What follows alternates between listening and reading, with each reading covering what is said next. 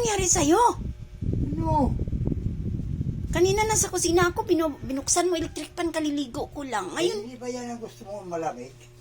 kaliligo ko Oo lang. nga, gusto mo malamig pa eh. May yelo nga eh.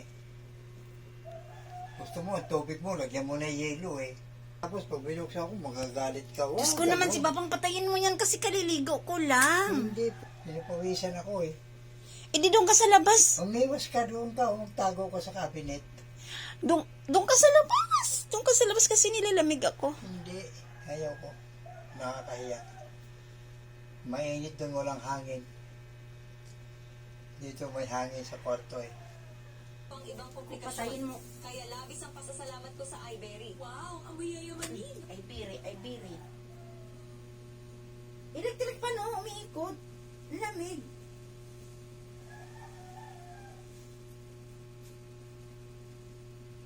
Huwag mong patayin kay mainit.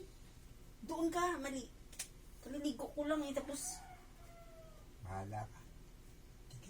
ganito na lang oh. Nasaan ba yung kumot? Huwag na. Nandyan. Tinago ko. Magkumot ka.